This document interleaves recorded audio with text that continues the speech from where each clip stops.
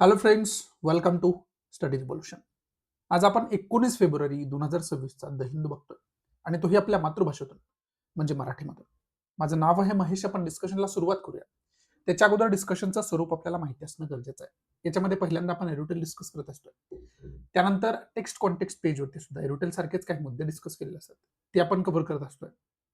त्यानंतर सायन्स पेजवरती जर सिलेबसच्या दृष्टीतून काही कॉन्सेप्ट आले असतील तर ते कव्हर करत असतो आणि त्यानंतर ज्या काही महत्त्वाच्या न्यूज आहेत त्या महत्त्वाच्या न्यूज आपण कव्हर करत असतोय.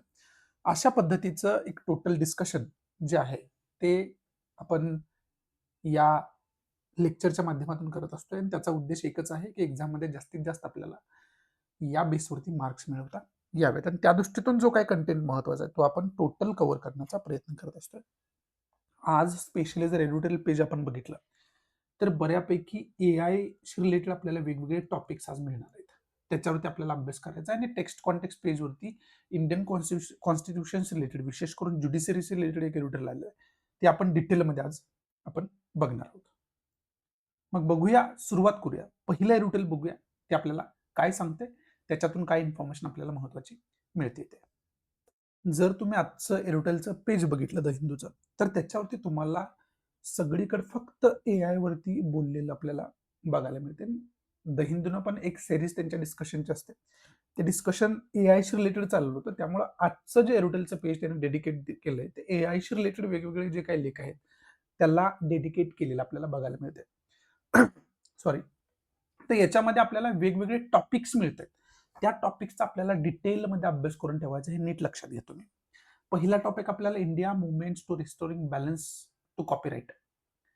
आता कॉपीराइटशी रिलेटेड जो रिजिड लॉ आहे, ठीक आहे, तो रिजिड लॉ कुठंतरी आपल्याला खऱ्या अर्थानं फ्लेक्झिबल करणं आणि इफेक्टिव्ह करणं खूप जास्त गरजेचं आहे, असं याच्यामध्ये लेखक आपल्याला सांगायचा प्रयत्न करतोय. आणि ऑब्व्हियसली आता AI समिट जी आहे, इंडिया AI इम्पॅक्ट समिट 2026 ला आपण शॉर्टमध्ये AI समिट म्हणतोय, ते ग्लोबली सुद्धा इम्पॉर्टंट मानली जाते. त्यामुळे ग्लोबल AI समिट सुद्धा त्याचं रूपांतर होऊ शकते. त्यामुळे ह्या गोष्टी आपल्यासाठी महत्त्वाच्या आहेत. AI समिटचा अभ्यास करून ठेवायचा ऑलरेडी मी तुम्हाला सांगितलेलं आहे. आता याच्यामध्ये AI समिट आपल्यामध्ये होते, आपण होस्ट करतोय आणि ती पार पडते आणि त्याच्यानंतर AI वरती वेगवेगळे एरोटेल येणं हे युज्युअल आहे. म्हणजे याच्यामध्ये काही नवीन नाहीये. पण याच्यामधून जे टॉपिक आपल्याला वेगवेगळे मिळतात ते आपल्यासाठी नवीन असणार आहे. त्याचा अभ्यास करणं थोडंसं आपल्यासाठी कष्टदायी असणार आहे, पण 100% त्याचा एक्झाममध्ये उपयोग होणार आहे. त्यामुळे मी आता जे टॉपिक तुम्हाला सांगतो याच्या रिलेटेड अभ्यास करण्याचे, ते तुम्ही नोट डाउन करून आजच्या आज त्याच्यावरती काम करणं खूप जास्त गरजेचं आहे. आजच्या आज म्हणण्यापेक्षा लवकरात लवकर काम करणं खूप जास्त गरजेचं आहे. म्हणजे डिस्कशन संपलं की लगेच तुम्ही काम करायला पाहिजे, एवढ्या लवकरात लवकर ते चालू करायला पाहिजे असं मला वाटतं. याच्यामधून टॉपिक आपल्याला काय मिळतोय, कॉपीराइट्स रिलेटेड टॉपिक मिळतोय. आता लगेच तुम्हाला याच्याशी रिलेटेड आपण याच्या अगोदर डिस्कशन काय काय केलं होतं, न्यूज कशा कशा आल्या होत्या, ते लगेच तुम्हाला क्लिक व्हायला पाहिजे. त्याच्यापैकी काय क्लिक व्हायला पाहिजे, याच्या अगोदर आपण डिस्कस केलं होतं की इंडियन गव्हर्नमेंट काय करते, डीप फेक जे आहे ते आयडेंटिफाय करायचा प्रयत्न करते. इन्फॉर्मेशन टेक्नॉलॉजी ऍक्ट लगेच आठवायला पाहिजे. त्याच्या अंतर्गत काय करण्यात आलं होतं, त्याच्या अंतर्गत जर AI बेस्ड कंटेंट असेल तर त्याचं लेबलिंग करण्याचं त्याच्यामध्ये बोललं गेलं होतं. ठीक आहे, म्हणजे परत तिथं मुद्दा कुठला डिस्कस होतोय, परत मुद्दा डिस्कस काय होतो की AI बेस्ड कंटेंट आहे आणि रिअल कंटेंट आहे, याच्यामधला डिफरन्स कॉमन ऑडियन्सला समजणं खूप कठीण झाले. त्यामुळे कधी कधी फेक न्यूज वगैरे पसरवल्या जाऊ शकतात आणि ते समजत नाही मग ही AI बेस्ड आहे की किंवा मॉर्फड केलेलं आहे की रिअल आहे. त्याच्यासाठी ते आणण्यात आलं होतं आणि त्याला लागूनच कॉपीराईट हा ऍक्ट आहे. आणि मग इथं एआयच्या वर्ल्डमध्ये, एआयच्या जगामध्ये कॉपीराईट कशा पद्धतीनं धोक्याचा आहे, धोक्यामध्ये आहे, याचा संबंध कुठं जुळतोय का बघणं खूप जास्त गरजेचं आहे. त्याचा अभ्यास करणं खूप जास्त गरजेचं आहे. म्हणजे एखादी गोष्ट कॉपी करून त्याच्यामध्ये थोडंसं AI ऍड करायचं आणि त्या गोष्टी परत तशा पद्धतीने पब्लिश करायच्या आणि त्याच्यावरती मग कॉपीराईट वगैरे मारू शकत नाही आपण, किंवा कॉपीराईट वगैरे इम्प्लिमेंट त्याच्यामध्ये होत नाही. म्हणजे कॉपीराईटचे जे काही लॉस आतापर्यंतचे आहेत त्याच्यामध्ये कुठंतरी लूप होल आपल्याला हे बघणं गरजेचं. हा एक लिंक त्याच्यामध्ये लागू शकते. अशा वेगवेगळ्या लिंक कशा पद्धतीने लागता येतात आणि त्याच्यामध्ये एआयचा रोल कशा पद्धतीने आहे, मग तो पॉझिटिव्ह आहे की निगेटिव्ह आहे, त्याचा आपल्याला अभ्यास करून ठेवायचा आहे.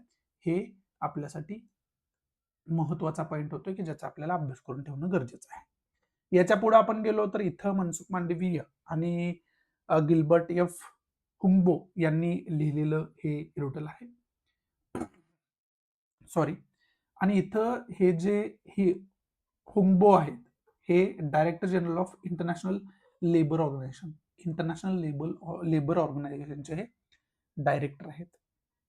आता इंटरनॅशनल लेबर ऑर्गनायझेशनच्या डायरेक्टरने याच्यामध्ये लिहिण्यामध्ये योगदान दिले. म्हणजे ते काय बोलतात, लेबर ऑर्गनायझेशन काय विचार करते, की जगातले जे काय कामगार वर्ग आहे, मजदूर वर्ग आहे, नोकरदार वर्ग आहे, त्यांच्या अधिकारांविषयी लेबर ऑर्गनायझेशन बोलते.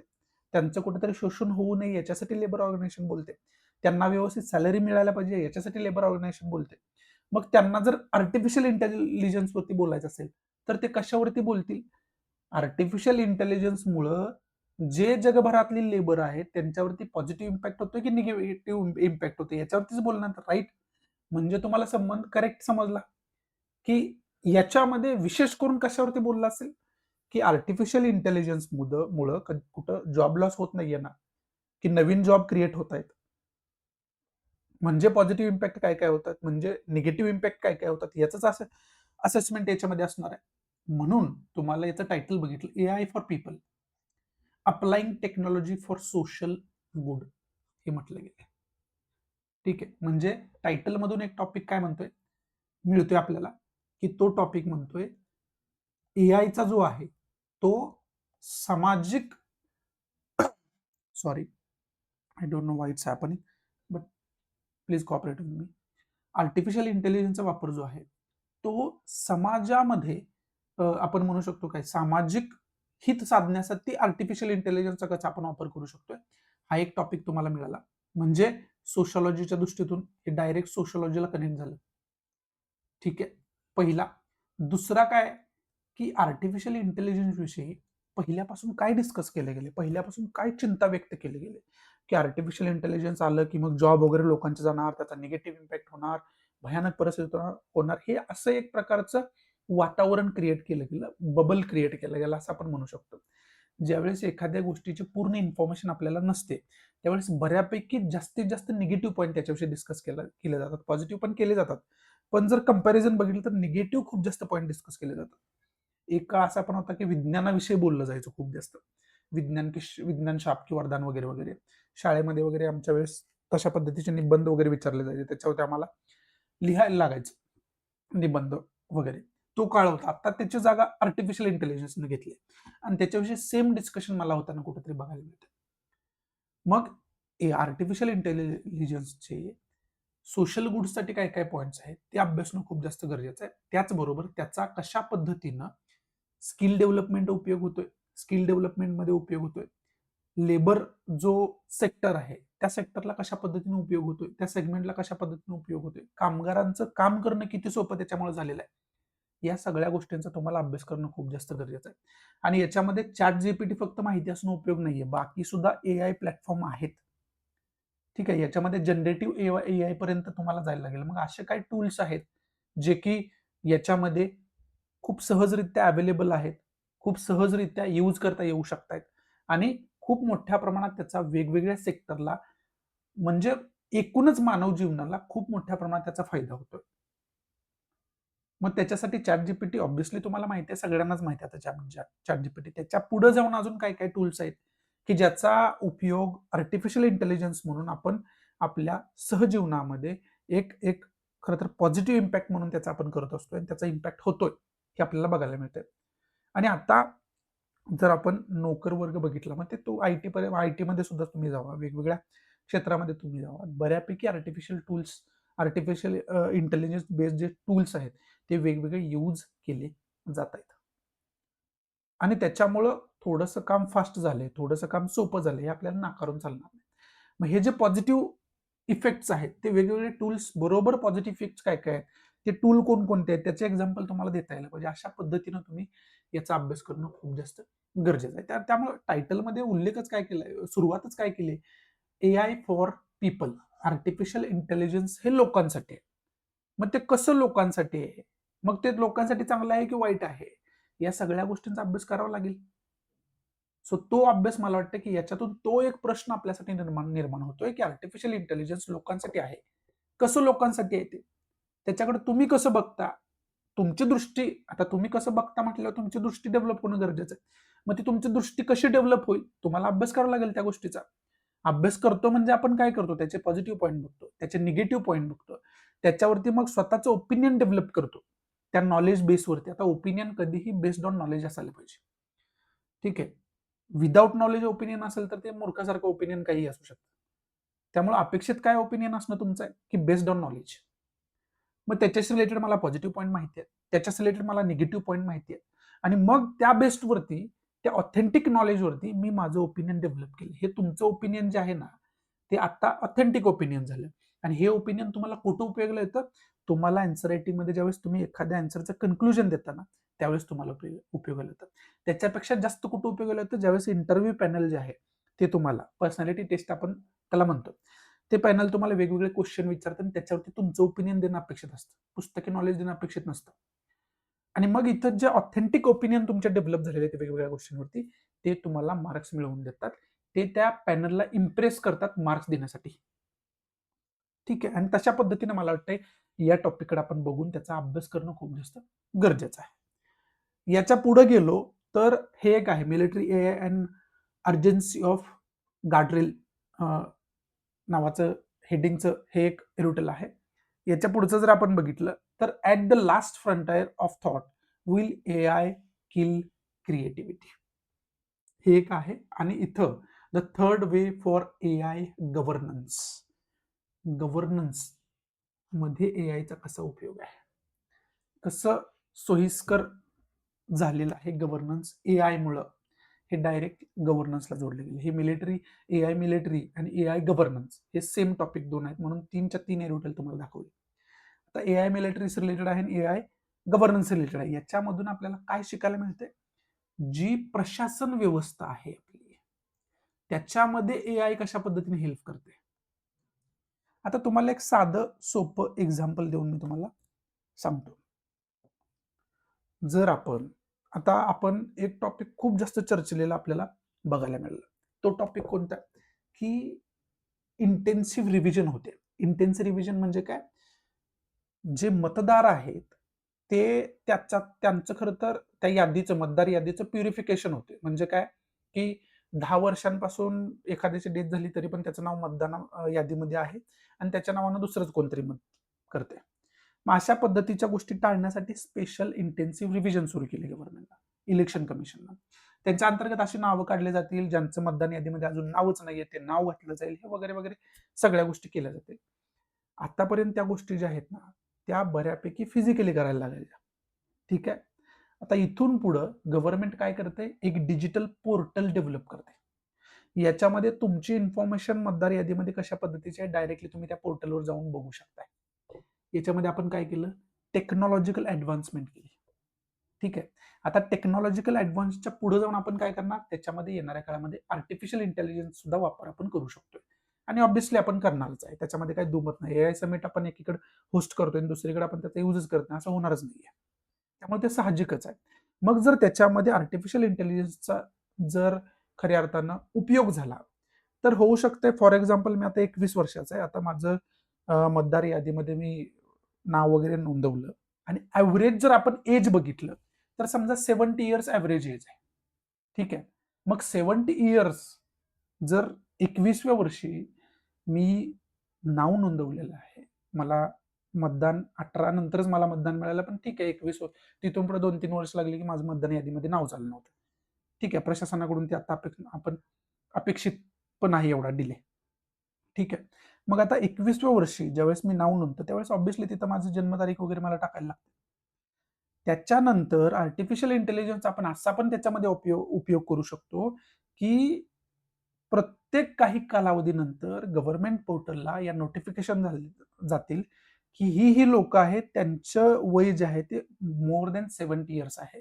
त्यांच्याशी रिलेटेड तुम्ही परत रिव्हिजन करणं खूप जास्त गरजेचं आहे. राईट. त्याचबरोबर आणखी काय गोष्टी होऊ शकतायत, की एका व्यक्तीचं 2-2 मतदारसंघांमध्ये नाव आहे. अशा पद्धतीच्या गोष्टीमध्ये पण AI हे सगळं करू शकतं. पण जर ते फिजिकली करायचं झालं, तर ते खूप टाईम कन्झ्युमिंग आहे. खूप खूप आपण म्हणू शकतो मेहनतीचं काम आहे. पण त्याच्यामध्ये AIचा उपयोग केला, तर लगेच त्या गोष्टी आपल्याला फाइंड करता येऊ शकतात. लगेच ते लूप होल आपल्याला काढता येऊ शकतात. फॉर एक्झाम्पल ChatGPTचं आपण घेतलं, तर एखादी गोष्ट अभ्यास करण्यासाठी आपल्याला मेहनत करायला लागत होती अगोदर, की वेगवेगळे सोर्सेस, मग त्याच्यातले वेगवेगळे लेख काढून, मग ते एकत्र करून, मग ते व्यवस्थित आपल्या नोट तयार व्हायच्या. पण आता काय, एक टॉपिक ChatGPTला प्रॉम्प्ट दिली, की फॉर एक्झाम्पल गव्हर्नन्सचा एक टॉपिक दिला आणि त्याला सांगितलं, की UPSCच्या दृष्टीतून सिलेबसमध्ये कुठं-कुठं कनेक्ट होतं हे ते मला सांग. त्याचबरोबर याच्यावरती प्रिव्हियस इयर क्वेश्चन पेपर कोणकोणते, प्रिव्हियस इयर क्वेश्चन कोणकोणते आले ते मला सांग. मला एका प्लॅटफॉर्मवरती एका टॉपिक्स रिलेटेड सगळंच ते काढून देते. ते जर याच्या अगोदर ChatGPT अगोदर आपल्याला करायचं होतं किंवा करायचं झालं, तर ते काय करायला लागत होतं, प्रिव्हियस इयर क्वेश्चन पेपरचा कोणी तर बुक पब्लिश केलेलं असायचं, त्याचा संच असायचा. तो संच तुम्ही आणणार. मग गव्हर्नन्सचा टॉपिक अभ्यास करणार. ते टॉपिक्सशी रिलेटेड मग क्वेश्चन कुठल्या कुठल्या वर्षात कुठले कुठले आले होते, त्याच्या वेगळ्या नोट्स काढणार आणि मग तुमचा तो संग्रह तयार होणार. त्याच्याबरोबर सिलेबस पण पूर्ण तुम्हाला बघावं लागणार गव्हर्नन्सचा. ते कुठल्या कुठल्या टॉपिकला कसं कसं कनेक्ट होतं, त्याच्यासाठी डिटेल सिलेबसवरती कमांड असणं खूप जास्त गरजेचं आहे. ते पण ते तर आत्ता पण असणं गरजेचं आहे. म्हणजे एवढी सगळी मेहनत करायला लागत होती. पण ती मेहनत डायरेक्ट 20% वरती कशामुळे आली? ChatGPT सारख्या प्लॅटफॉर्ममुळे आली. मग असे वेगवेगळे ChatGPT हे AI एक टूल आहे. असे वेगवेगळे टूल आहेत अवेलेबल. मग हे जे वेगवेगळे टूल्स आहेत, त्याचा मग आपल्या जसं की आपण बघितलं, की सामाजिक जीवना सोपा आणि सोयीस्कर होण्यासाठी कसा उपयोग होऊ शकतो. प्रशासनामध्ये त्याचा कसा पॉझिटिव्ह इम्पॅक्ट आपण आणू शकतोय, कसा उपयोग आपण करून घेऊ शकतोय. असे वेगवेगळे टॉपिक आजच्या खरं तर वेगवेगळ्या एरोडेलच्या माध्यमातून मिळतात. मग इथं आपल्याला टॉपिक कोणता मिळतोय? आर्टिफिशियल इंटेलिजन्सचा गव्हर्नन्समध्ये पॉझिटिव्ह इम्पॅक्ट कसा आपण आणू शकतो. त्याचा आपल्याला अभ्यास करून ठेवायचा. गव्हर्नन्स हा डायरेक्ट आपल्या सिलेबसचा पार्ट आहे आणि त्याला आता आर्टिफिशियल इंटेलिजन्स जोडलं जायला लागतंय. म्हणजे सिलेबस मधल्या आर्टिफिशियल इंटेलिजन्स आपण सिलेबस मधल्या कुठल्या कुठल्या पार्टला जोडून त्याचा अभ्यास करू शकतो. तो अभ्यास केला तर आणखी तुम्ही ऍडव्हान्स अभ्यास करून ठेवताय आणि त्याचा तुम्हाला इतरांपेक्षा वेगळा आणि इतरांपेक्षा जास्त फायदा नक्कीच होईल. तशा पद्धतीने आपण अभ्यास करून ठेवायला पाहिजे. इथं एक वेगळा टॉपिक आपल्याला या रुटेल मध्येच दिलं, जे रुटेल आहे त्या रुटेल मध्ये मिळतोय. हा एसेचा टॉपिक आहे. Will AI kill creativity. किती जरी म्हटलं आपण आर्टिफिशियल इंटेलिजन्स बेस्ड आहे, असं आहे तसं आहे, काही जरी बोललो आपण, तर जी क्रिएटिव्हिटी असते ना, ती क्रिएटिव्हिटी आपण जेवढी आपण स्वतः क्रिएटिव्ह करू शकतोय, तेवढं AI करून आपण अपेक्षित करू शकत नाही. कारण AI itself is a creativity by human being. Artificial intelligence ही आपली क्रिएटिव्हिटी आहे. त्यामुळे आपल्यासारखी क्रिएटिव्हिटी आपण परत आर्टिफिशियल इंटेलिजन्स कडून आत्ताच अपेक्षित करू शकत नाही. आणि तो एक मुद्दा आहे. दुसरा मुद्दा काय आहे, की आत्तापर्यंत फॉर एक्झाम्पल खूप मोठमोठ्या पेंटिंग वगैरे तयार केल्या जायच्या. ठीक आहे. ती एक क्रिएटिव्हिटी होती. पण आता त्याला खूप जास्त किंमत का राहणार नाही? कारण आर्टिफिशियल इंटेलिजन्स बेस्डवरती आपण वेगवेगळे इमेजेस, वेगवेगळ्या पेंटिंग्स, वेगवेगळे आर्ट्स आपण तयार करू शकतो. त्यामुळं जे हे क्रिएटिव्ह लोक होते, ते क्रिएटिव्ह लोक कुठेतरी त्यांना थोडासा सेटबॅक मिळालेला आहे. हे आपल्याला नाकारून चालणार नाही. फॉर एक्झाम्पल आपल्याला व्हिडिओ एडिट करायचा एखादा. तर आता AI असे भरपूर टूल्स आहेत, की जिथं डायरेक्टली व्हिडिओ टाकून आपण फक्त प्रॉम्प्ट द्यायचे, की मला याच्यामध्ये हे करून पाहिजे. ते एडिट करून व्हिडिओ तुम्हाला देतं. ठीक आहे. म्हणजे इथं कुणाची क्रिएटिव्हिटी इथं बऱ्यापैकी कमी झाली. व्हिडिओ एडिटर जो होता, त्याची क्रिएटिव्हिटी आपल्याला बघायला मिळते, की किल थोडेसे झालेले आपल्याला बघायला मिळते. असं वेगवेगळे क्षेत्र आहे.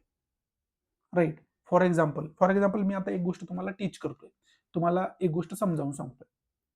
ठीक आहे. पण ही सेम गोष्ट एखादं AI टूल यूज करून हे सेम एरोटेल मी तिथं टाकून एक कार्टून बेस्ड कॅरेक्टर तयार करू शकतो आणि त्या कॅरेक्टर हे एरोटेल तुम्हाला समजावून सांगेल.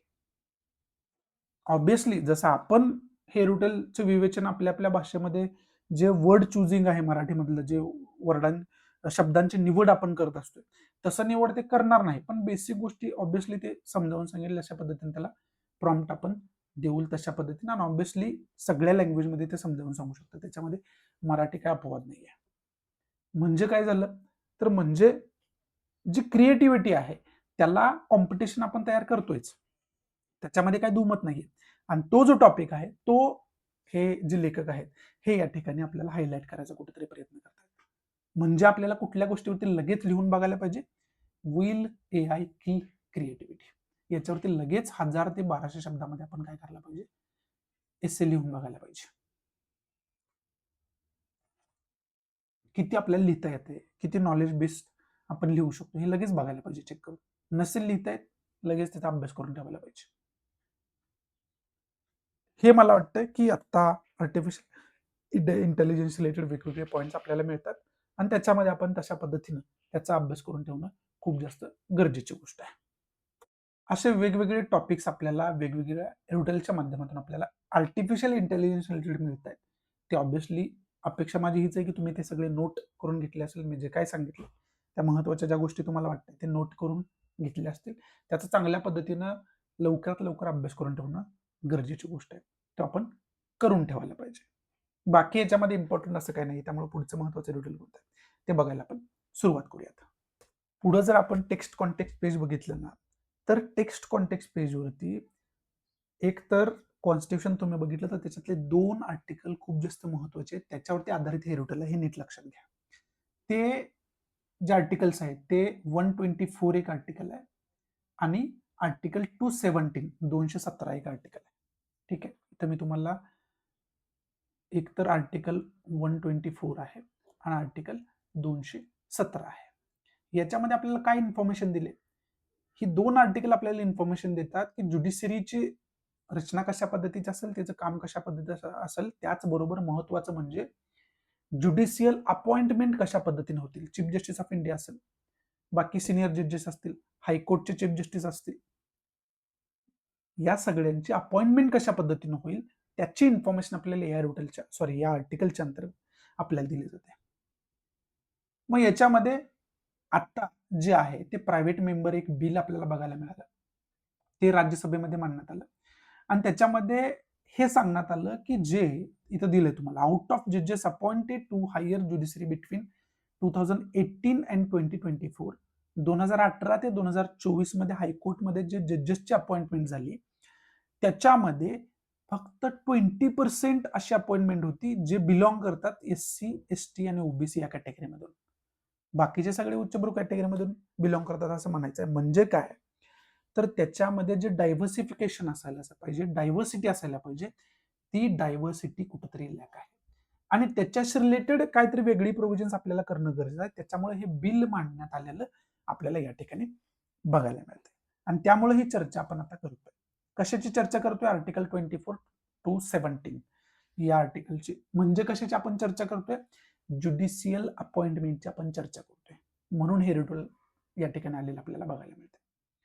मग या रिडलच्या अंतर्गत आपल्याला काय सांगितलेलं आहे, या रिडलच्या अंतर्गत आपल्याला हे सांगितलेलं आहे की ज्युडिशियल अपॉइंटमेंट कशा पद्धतीने होतात. मग याच्यामध्ये जजेस वर appointed by the government after consultation with the judiciary till the 1980.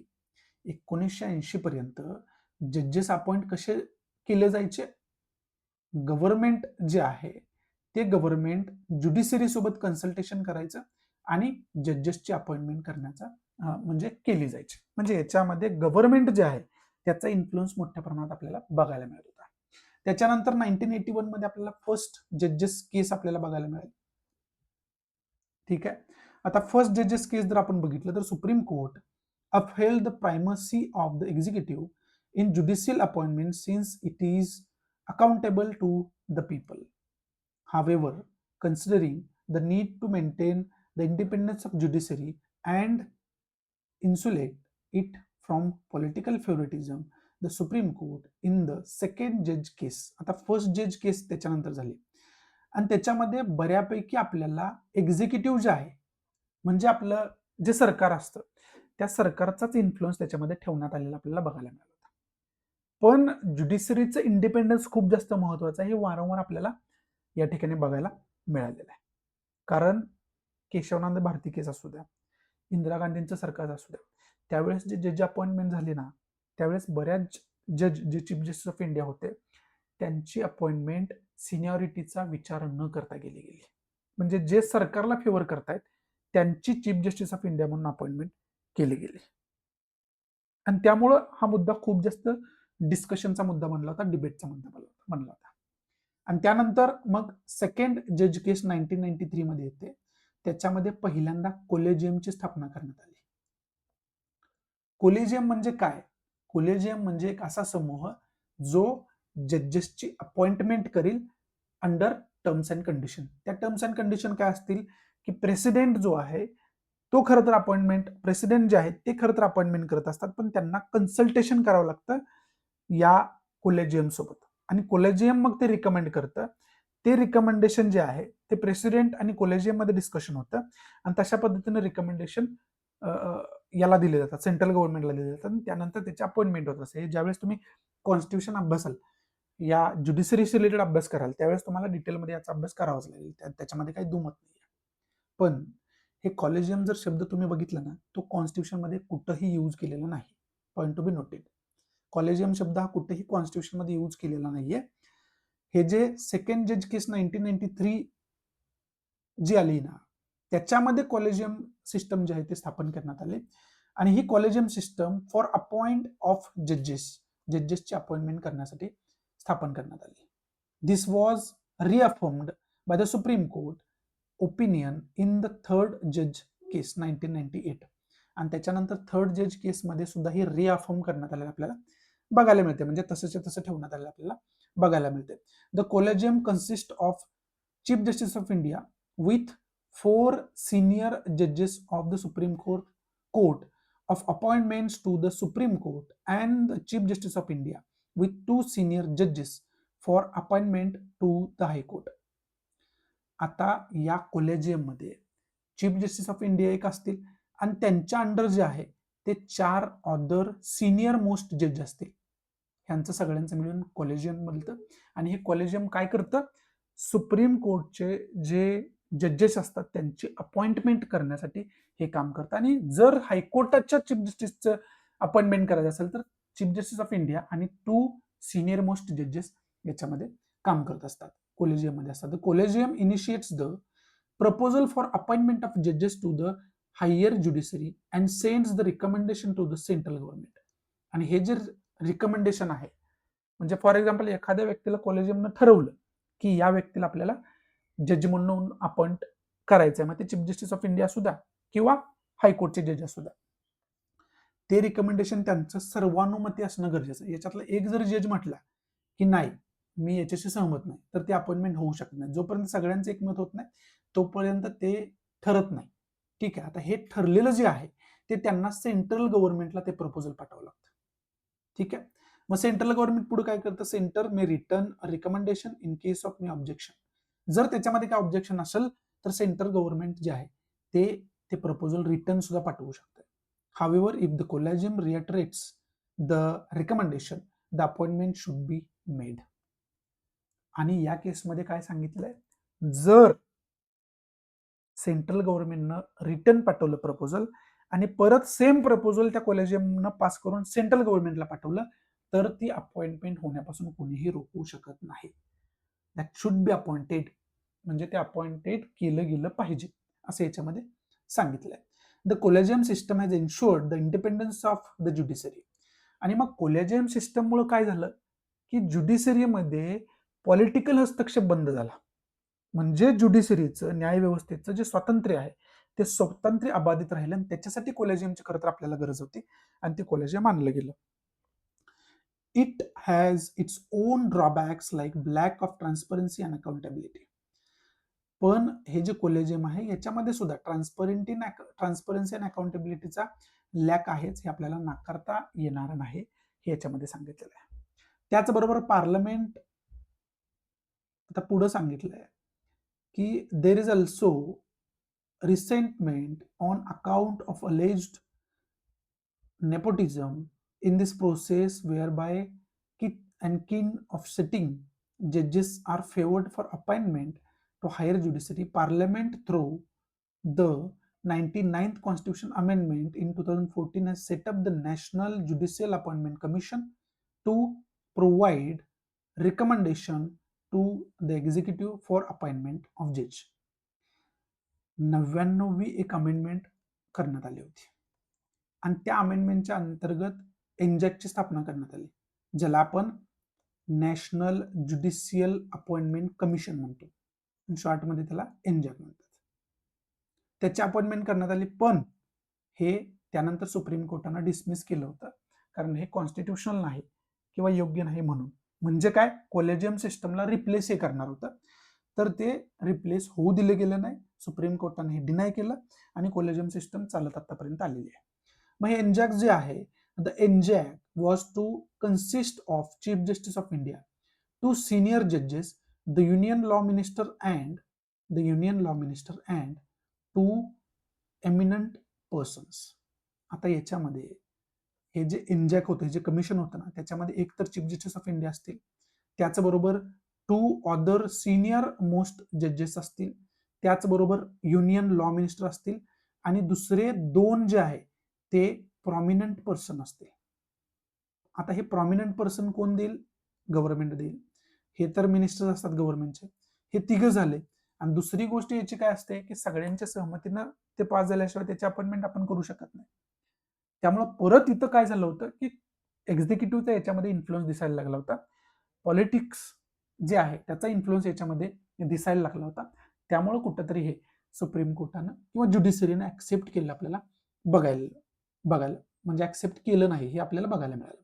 This was however struck down by the supreme court in 2015 मध्ये सुप्रीम कोर्टानं स्ट्रक डाऊन केलं, as it violated the basic structure of the independence of the judiciary.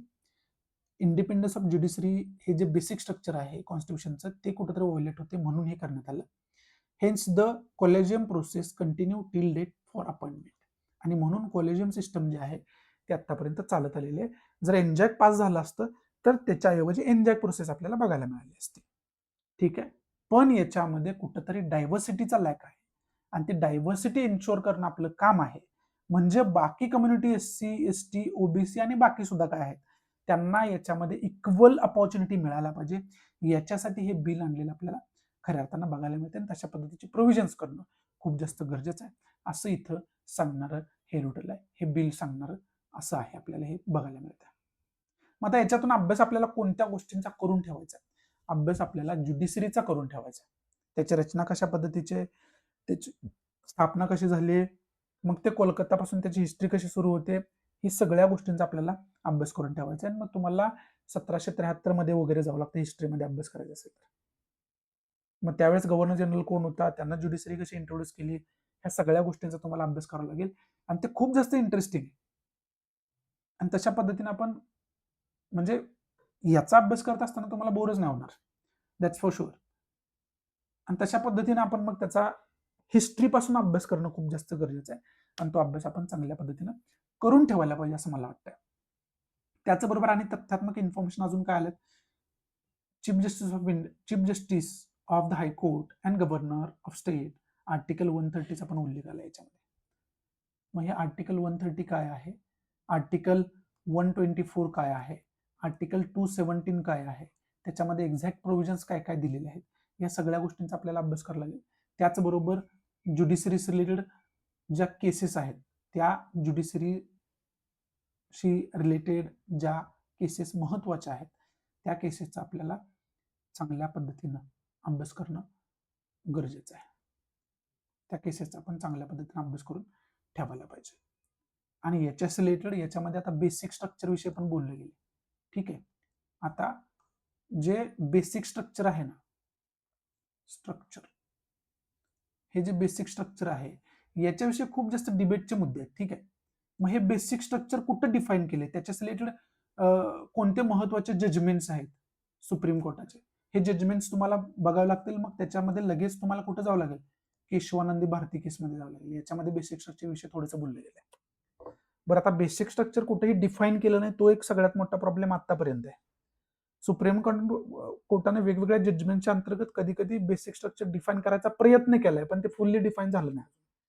त्यामुळे तो एक खूप जास्त महत्वाचा मुद्दा आहे, जो की आपण अभ्यास करून ठेवणं खूप जास्त गरजेचं आहे, आणि त्याचा आपण चांगल्या पद्धतीनं मला वाटतं की अभ्यास करून ठेवायला पाहिजे. त्या दृष्टीतून मला असं वाटतं की हे इंडियन पॉलिटीच्या दृष्टीतून आणि विशेष करून ज्युडिशरीशी रिलेटेड जो टॉपिक आहे त्याच्या दृष्टीतून खूप महत्वाची गोष्ट आहे, ज्याचा आपण चांगल्या पद्धतीनं अभ्यास करून ठेवायला पाहिजे. त्या दृष्टीतून मला असं वाटतं की हे रुटीन खूप जास्त महत्वाचं आहे. सगळ्या गोष्टी तुम्ही नोट करून त्याचा अभ्यास करून ठेवणं गरजेचं आहे. आणि डायरेक्ट आपल्या सिलेबसला कनेक्ट करणारं, आर्टिकल वाईज बोलणारं आणि खूप वाईजली लिहिलं गेलेलं हे नोटेला आहे. त्यामुळे त्याचं एक वेगळं महत्त्व आहे. प्लीज प्रत्येक गोष्ट जी आहे ते नोट डाऊन करून घ्या, त्याचे रिव्हिजन करत राहा. नोट केलं नसेल तर परत रिवाईज करून हे नीट समजून घ्या आणि त्या सगळ्या गोष्टी नोट करून घ्या. खूप महत्त्वाच्या गोष्टी आहेत त्या सिलेबसच्या दृष्टीने. बाकी याच्यामध्ये इम्पॉर्टंट असं काही नाहीये. त्यामुळे पुढचं महत्त्वाचं काय ते आपण बघायला सुरुवात करूयात. इथून पुढे आपल्या महत्त्वाच्या न्यूज सुरू होत आहेत आणि पहिलीच न्यूज परत आपल्याला कुठे घेऊन जाते, इंडियन कॉन्स्टिट्यूशन कडून घेऊन जाते. कारण सुप्रीम कोर्ट आज गव्हर्नमेंट टू कन्सिडर द प्ली टू ट्रीट रेसियल स्लर as a hate crime. Naveen concept आपल्याला जसं हेट स्पीच खूप जास्त कॉन्सेप्ट गाजली होती ती, तशी आता ही रेसियल स्लर मला वाटते खूप जास्त डिस्कस केलं जाणार आहे. सुप्रीम कोर्टाने सांगितले की रेसियल स्लर जे आहे ते हेट क्राईम म्हणून कन्सिडर करा असं गव्हर्नमेंटला सांगण्यात आलं. याच्या रिलेटेड होऊ शकते कायदा सुद्धा बनेल किंवा जे एक्झिस्टिंग कायदे आहेत त्याच्यामध्ये अमेंडमेंट सुद्धा होतील. आता रेसियल स्लर म्हणजे काय? जातीवाचक शिवी वगैरे यूज केली जाते, जातीवरून तुम्हाला हिनवलं जातं, तुमच्या वंशावरून तुमच्या रंगावरून तुम्हाला हिनवलं जातं. म्हणजे कोणतीही डिस्क्रिमिनेटरी जी ऍक्टिव्हिटी आहे ती तुमच्यावरती थोपली जाते, त्यामुळे तुमचं ह्युमिलेशन होतं. अशी जी कृती घडते किंवा अशी जी सिच्युएशन निर्माण होते त्याला आपण रेशियल स्लर म्हणतो. ठीक आहे. आणि आता सुद्धा आपण वेगवेगळ्या ठिकाणी अशा गोष्टी बघतो की जातीवरून एखाद्याला हिनवलं जातं, त्याला हीन भावना दिली जाते. आणि विशेष करून रेशियल स्लर म्हणजे काय, वर्बली तुम्हाला तशा पद्धतीनं ह्युमिलेट केलं जातं. जातीवाचक तुम्हाला काहीतरी शिवी दिली जाते, जातीवाचक तुम्हाला चुकीचे शब्द बोलले जातात, हीन भावना तुमच्याविषयी खरं तर त्या शब्दातून निघते. असं जर असेल तर त्याला हेट क्राईम कन्सिडर करायला सुप्रीम कोर्टानं सांगितलेलं आहे. हे परत this is a part of discrimination. Again we will have to understand the concept of equality. परत आपल्याला इक्वॅलिटीकडे जावं लागतं, परत समानतेकडे जावं लागतं. कारण एक भारतीय नागरिक पण म्हणून पण मला काय वाटतं माहिती का, ज्यावेळेस आपण समानतेच्या वगैरे बाता करतो ना, ग्राउंड रियालिटी काय, समानतेचा कुठंच लवलेश नाहीये. प्रत्येक गोष्टीमध्ये डिस्क्रिमिनेशनच आपल्याला बघायला मिळतं. मग ते इकॉनॉमिकल डिस्क्रिमिनेशन असू दे किंवा सोशल डिस्क्रिमिनेशन असू दे. इथं फक्त आपण सोशल डिस्क्रिमिनेशन विषयी बोलतो. इकॉनॉमिकल डिस्क्रिमिनेशन खूप मोठी कॉन्सेप्ट आहे, ते पण पुढे तुम्ही अभ्यासणारच आहात. म्हणून ही इक्वेलिटी कॉन्सेप्ट खूप चांगल्या पद्धतीनं तुमचे स्वतःचे इमोशन्स यूज करून अभ्यास करा, म्हणजे ते चांगलं लक्षात राहील. ठीक आहे. आणि जर तुम्ही जनरल कॅटेगरी सोडून for example SC ST OBC किंवा इतर जाती जमाती धर्मामधून तुम्ही येत असाल ना, तर आणखी तुमचे इमोशन्स तिथे यूज करणं खूप जास्त गरजेचं आहे. पुढे जाऊन मग कॉन्स्टिट्युएंट असेंब्लीला समजावून घेणं खूप जास्त गरजेचं आहे. कॉन्स्टिट्युएंट असेंब्ली याच्याविषयी काय बोलत होते, त्याच्या पुढे जाऊन डॉक्टर बाबासाहेब आंबेडकर याच्याविषयी काय बोलतात हे तुम्हाला समजावून घ्यावं लागेल. महात्मा फुलेंकडे लगेच तुम्हाला जावं लागेल, ते काय करत होते मग याच्या रिलेटेड. ह्या सगळ्या गोष्टी तुम्हाला समजावून घ्यायला लागतील. त्याच्यामध्ये जर तुम्ही इमोशन्स यूज केले तर आणखी तुम्हाला चांगल्या पद्धतीने या गोष्टी लक्षात राहतील आणि चांगल्या पद्धतीनं या गोष्टी खरं तर तुम्हाला समजून घेता येतील. ऑब्व्हियसली ज्यावेळेस इमोशन्स टाकून एखादी गोष्ट आपण करत असतोय त्यावेळेस प्रशासनामध्ये ज्यावेळेस तुम्ही इम्प्लिमेंटर म्हणून जाल ना, त्यावेळेस तुम्ही चांगल्या पद्धतीनं काम करू शकाल. आणि ऑब्व्हियसली त्यामुळे तर सिलेबस असा डिझाईन केलाय की या सगळ्या गोष्टीची जाणीव असणारे एक प्रशासकाची त्यांना गरज आहे. राईट. असो, आपला तो टॉपिक नाही, आपला टॉपिक आहे रेसियल स्लर. ही कॉन्सेप्ट चांगल्या पद्धतीने अभ्यास करून ठेवा. याच्याशी रिलेटेड काय होतंय, डिस्क्रिमिनेशन आहे म्हणजे इक्वेलिटीचा तुम्हाला चांगल्या पद्धतीने अभ्यास करायला लागेल. इक्वेलिटी ही आपल्या इंडियन कॉन्स्टिट्यूशनच्या प्रिअम्बलमध्येच दिली आहे. घटनेच्या प्रस्तावनेमध्येच तुम्हाला इक्वेलिटी हे कॉन्सेप्ट बघायला मिळते. त्याचा अभ्यास करून ठेवा. आणि याच्या रिलेटेड जे काय महत्वाचे, मग याच्या रिलेटेड आपल्याला काय करायला लागेल, याच्या रिलेटेड जे काय महत्वाचे आर्टिकल्स आहेत ते आर्टिकल्स आपल्याला बघायला लागतील. पहिला पॉईंट. दुसरा पॉईंट काय, याच्या रिलेटेड स्केड्यूल जे आहे ते स्केड्यूल महत्वाचे कोणकोणते त्याचा आपल्याला चांगल्या पद्धतीने अभ्यास करून ठेवायला लागेल. राईट. आणि हे कोणत्या पार्टमध्ये दिलेलं आहे याचा आपल्याला चांगल्या पद्धतीने अभ्यास करून ठेवायला लागेल. याच्या पुढे जाऊन लगेच आपल्याला काय करायचं आहे, ज्युडिशरी आतापर्यंत याच्याविषयी काय बोललेले आहे. ठीक आहे.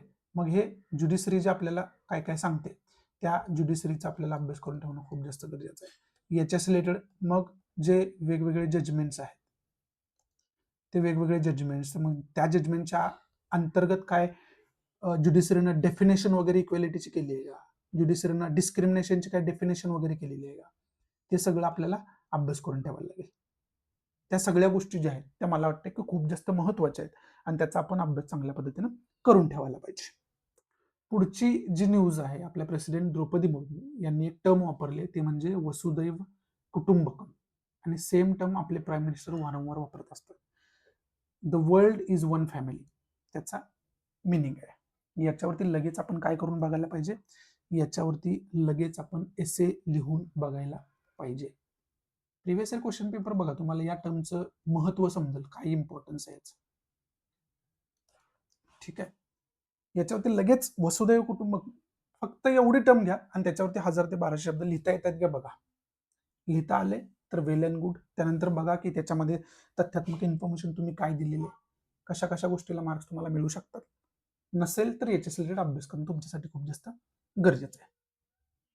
त्यामुळे आणि कायम एखादी गोष्ट तुम्ही प्रॅक्टिस करताना त्यावेळेस पॅटर्ननुसार प्रॅक्टिस करा.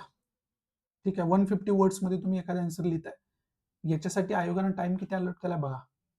7 ते 8 मिनिट तुम्हाला मिळतात, त्याच्यामध्ये क्वेश्चन समजावून घेऊन आन्सर लिहायचं असतं. म्हणजे 5 मिनिटात आन्सर लिहिणं अपेक्षित आहे. ते लगेच टाइमलाईन बघून बघायला पाहिजे. ऑब्व्हियसली हे डे 1 पासून तुम्हाला जमणार नाही, प्रॅक्टिसनच जमणार आहे, त्याच्यासाठी तर प्रॅक्टिस करायची. पण सुरुवातीपासून टार्गेट आपलं असेल तर आपल्याला समजेल की किती वेळ मला लागतोय आणि किती वेळ आणखी मला अचीव करणं गरजेचं आहे. राईट, तो डिफरन्स कायम लक्षात येत राहील. त्यामुळे तशा पद्धतीनं तुम्ही वारंवार, कारण शेवटी एवढं सगळं नॉलेज उपयोग कुठं करायचा याचा, तुमच्या रेग्युलर जीवनामध्ये तर ऑब्व्हियसली त्याचा उपयोग होणारच आहे, तुम्ही केला काय आणि नाही केला काय. पण फायनल गोल, याचं मेन गोल आपलं काय की एक्झाम क्रॅक करायचे, तर त्याचा उपयोग आपण समाजासाठी करू शकेल या सगळ्या नॉलेजचा. म्हणजे एक्झाम टार्गेट आत्ताच्या काळामध्ये आपलं अभ्यासाच्या पिरियडमध्ये आपलं एक्झाम टार्गेट असणं गरजेचं आहे. म्हणजे काय, प्रत्येक गोष्टीचा पॅटर्नमध्ये बघा, पॅटर्नच्या दृष्टीतून त्याकडे बघता आलं पाहिजे की याच्यावरती क्वेश्चन विचारला, मेन्सला कसा येईल, प्रीला कसा येईल, इंटरव्ह्यू पॅनल मला कशा पद्धतीने याच्यावरती विचारेल. या 3 गोष्टी कायम डोक्यामध्ये चालत असायला पाहिजे आपल्या, तर ते चांगल्या पद्धतीने मला वाटतं की मार्क्स मिळवणार असू शकतात. याच्यामध्ये एक टॉपिक आपल्याला मिळतं, वसुधैव कुटुंबक. ही कॉन्सेप्ट चांगल्या पद्धतीने अभ्यास करून ठेवा. याच्यावरती चांगल्या पद्धतीने एसे लिहून बघा आणि याच्यावरती प्रिव्हियस इयर क्वेश्चन पेपर बघा, एसे विचारलाय का, मेन्सला क्वेश्चन कोणता आलाय का, सोशल या दृष्टीतून काय महत्व आहे याचं, या सगळ्या गोष्टींचा अभ्यास करणं खूप जास्त गरजेचं आहे. तो अभ्यास आपण करून ठेवायला पाहिजे. पुढची न्यूज आहे ती परत फेडरलिझम रिलेटेड आहे. M.K. स्टॅलिन यांचं एनओटीला आपण डिस्कस केले फेडरलिझम रिलेटेड. ठीक आहे, आणि हे फेडरलिझमवरती आता खूप जास्त बोलतायत. ते का बोलतायत वगैरे पॉलिटिकल रिझन आपल्याला त्याच्याशी घेणं देणं नाहीये. पण फेडरलिझम जे आहे ना, ते फेडरलिझम हा आपल्यासाठी खूप महत्वाचा टॉपिक आहे. तो का महत्वाचा आहे, प्रिव्हियस इयर क्वेश्चन पेपर बघितले तर सगळ्यात जास्त क्वेश्चन जे आहे ते PYQ, हां, प्रिव्हियस इयर क्वेश्चन पेपर बघितले तर सगळ्यात जास्त जे क्वेश्चन विचारलेले आहेत ते फेडरलिझमवरती विचारलेले आपल्याला बघायला मिळते. त्यामुळे फेडरलिझम हा अनिवार्य घटक आहे, जो तुम्ही व्यवस्थित समजून घेतलेला असायला पाहिजे, चांगल्या पद्धतीने अभ्यासलेला असायला पाहिजे, म्हणजे तुम्हाला चांगल्या पद्धतीनं याच्यावरती आन्सर लिहिता येईल. त्यामुळे त्या पद्धतीने याचा अभ्यास करून ठेवा. बाकी पॉलिटिकल गोष्टी आपल्याला त्याच्याशी काही घेणं देणं नाही आता तरी. पुढची न्यूज आहे प्रिलियमसाठी महत्वाचं, Kuno national parks related news आहे. इथं साऊथ आफ्रिकन चिता जे आहे त्यांनी नवीन पिलांना बर्थ दिलेलं आहे, ही खरं तर न्यूज आहे. याच्यामध्ये आपल्याला कुनो नॅशनल पार्क्स विषयी इन्फॉर्मेशन काढून ठेवा. प्रिव्हियस इयर क्वेश्चन पेपर बघितले तर नामधापाशी रिलेटेड वगैरे क्वेश्चन याच्यामध्ये विचारले गेले, त्यामुळे नॅशनल पार्क्स वगैरे आपल्याला प्रिलियमसाठी महत्वाचे असतात. हे प्रिव्हियस इयर क्वेश्चन पेपर मधून आयोगानं आपल्याला समजावून सांगितलं आहे. त्यामुळे हे कुनो नॅशनल पार्कची इन्फॉर्मेशन काढून ठेवा. हे आपल्याला प्रिलियमशी रिलेटेड खूप जास्त महत्वाचं आहे. ठीक आहे, दुसरी गोष्ट, इंडिया USA ट्रेड डील विषयी आपण अनेक वेळा डिस्कस केलेला आहे आणि 18% जो टॅरिफ कमी केलेला आहे तो 3-4 दिवसामध्ये असं बोललं जात आहे की त्याचं इम्प्लिमेंटेशन आपल्याला होताना आपल्याला बघायला मिळेल. मग ते कुठल्या मंथमध्ये, कुठल्या इयरमध्ये, तर obviously as soon as possible याचं इम्प्लिमेंटेशन होताना आपल्याला बघायला मिळेल. याच्यामधून अभ्यास तुम्हाला कोणत्या गोष्टींचा करून ठेवायचा, जे की आपण खूप चांगल्या पद्धतीने अभ्यास ऑलरेडी करून ठेवलेला आहे द हिंदूमध्येच, तो म्हणजे इंटरनॅशनल रिलेशनच्या दृष्टीतून आपल्याला अभ्यास करायला लागेल. इंडियाचे आणि USAचे रिलेशन कशा पद्धतीचे, त्याचबरोबर तुम्हाला आणखी काय गोष्टीचा अभ्यास करून ठेवायचा आहे, USA मुळे वर्ल्ड ऑर्डर जी आहे, वर्ल्ड पॉलिटिकल ऑर्डर जी आहे ती कशा पद्धतीने डिसरप्ट झालेली आहे याचा चांगल्या पद्धतीने अभ्यास करून ठेवायचा आहे. कारण त्याच्यामुळे वर्ल्ड पॉलिटिक्स टोटल चेंज झालेली आहे. मग ते चेंज झालेल्या वर्ल्ड पॉलिटिक्स समजल्यानंतर आपल्याला समजेल की भारताची पोझिशन त्याच्यामध्ये काय आहे. आणि मग येणाऱ्या काळामध्ये भारतासाठी अपॉर्च्युनिटी कोणकोणते आहेत, चॅलेंजेस कोणकोणते आहेत, हे सगळे आपल्याला समजून घेता येईल. त्यामुळे त्या पद्धतीनं त्याचा अभ्यास करणं खूप जास्त गरजेचं आहे आणि तशा पद्धतीने आपण त्याचा अभ्यास करून ठेवायला पाहिजे असं मला वाटतंय. तो चांगल्या पद्धतीने अभ्यास करून ठेवा आणि ऑब्व्हियसली मॅपच्या दृष्टीतूनच अभ्यास करावा लागेल, कारण मॅप सुद्धा एक्झामसाठी खूप जास्त महत्वाचा आहे. इथं खऱ्या अर्थानं आजचा द हिंदू जो आहे तो द हिंदू मी समाप्त करतोय. अशाही चांगल्या पद्धतीने आजचा द हिंदू मी तुम्हाला समजावून सांगू शकलो असेल. आवडत असेल तर प्लीज लाईक करा, नसेल तर डिसलाईक करा. डिसलाईक का केलं हे कमेंट बॉक्समध्ये नक्की सांगा, जेणेकरून तुमच्या इन्स्ट्रक्शननुसार त्याच्यामध्ये मी इम्प्रोव्हायझेशन करू शकेन. आणि मराठी विद्यार्थ्यांसाठी जर हे बेनिफिशियल असं तुम्हाला वाटत असेल तर प्लीज जास्तीत जास्त मराठी विद्यार्थ्यांना शेअर करा. तुम्ही शेअर केलं तरच मी त्यांच्यापर्यंत पोहोचू शकतो. त्यामुळे प्लीज जास्तीत जास्त मराठी विद्यार्थ्यांना शेअर करा. सो या ठिकाणी तुमची रजा घेतो. भेटू आपण अशाच इंटरेस्टिंग नवनवीन लेक्चरमध्ये. तोपर्यंत thanks for watching. Good bye, take care, जय हिंद.